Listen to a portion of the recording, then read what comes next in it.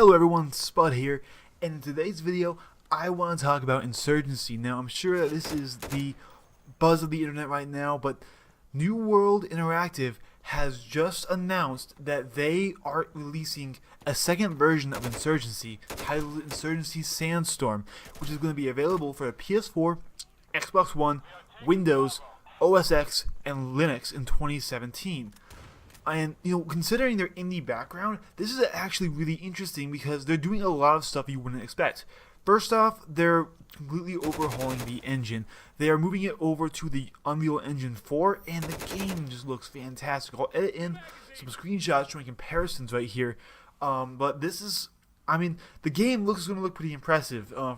And sort of what you would expect running in the Unreal Engine 4. And moving from Source to UE4 is also what allows them to put this onto the consoles.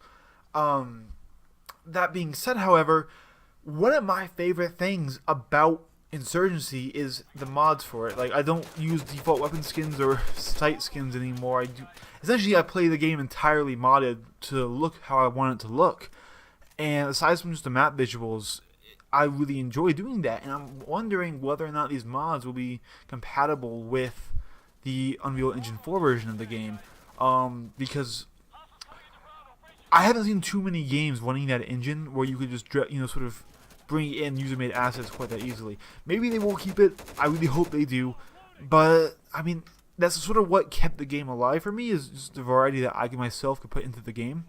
Moving on, they're also developing a new eSports framework for the game. They're planning on trying to cash in on the whole eSports craze that's going on right now. It's like every shooter is now trying to be an esport, which I might do another video on later on. But it's interesting because this game does already have a ranking system, sort of. So we'll see how they expand on that and how they actually plan on making a competitive experience. I think the game could possibly do it, but it would have to, I think it has a bit of a ways to go before it can really become an active esport.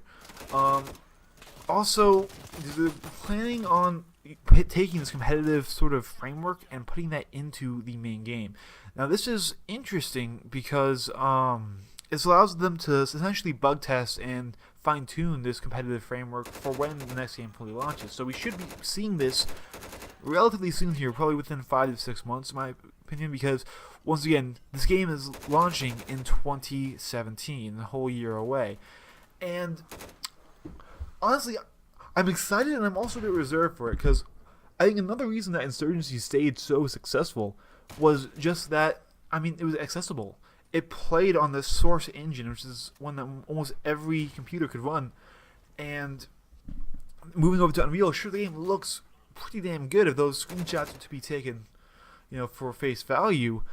But it's definitely going to limit the player base. Like, people running this game on a 750 Ti, they're going to have issues running the game on the Unreal Engine. So, I feel like they are alienating part of their player base. Obviously, I'm fine. I'm currently running this game over here on 157 FPS. I'll be fine when I play through it on Unreal Engine 4. I probably won't get the same frame rates, but I'll tweak it and see what I can do. But anyways, I'm really excited for this game. I'm hoping that it's going to be more than just a reskinned version of Insurgency. I hope that they add in more. And there is talks right now of them adding in a single-player story element. And that got me interested because New World Entertainment is an indie developer, and developing an online multiplayer shooter is a lot different than developing a single-player campaign for that said shooter. I think they could do it just from a purely technical standpoint. They have the resources available to them, especially now that they are partnered with Focus Home Interactive. They have the money, they have the backing to hire voice actors and to hire script writers and stuff like that. But this is going to be their first campaign, to my knowledge. So I'm really curious to see how that turns out. Now, I think they already have calling it good would be a bit of a stretch. They have a decent AI system that they have in the current build of the game, in the co-op missions, which you're seeing in the background right here. And while sure their strategies and tactics and aim isn't all that great, and even playing on hardcore like I am here, I think that they could workably translate into a single player experience. I think there'd have to be a lot of improvements for it to actually be considered a good one. Because one of the things that I like in a shooter single player is a challenging enemy that I feel like was smart. Like Crisis 1's AI was actually really good in how they would flank you and stuff, and how they would try and always work out where you are and try to surround you, and just overall try and give you a bad time while playing the game. But anyways, I mean, I think that they're going to definitely need to take another look at their AI script and try to refine it as best they can, which will take up additional computing power. AI takes a lot of CPU power, which would again make the game a bit harder to run. So looking at the graphics though, I mean, depending on how well they optimize it, the game could either attract a whole new crowd of players who are big into the AAA games, or they're just going to be losing a bunch of their lower end PC players.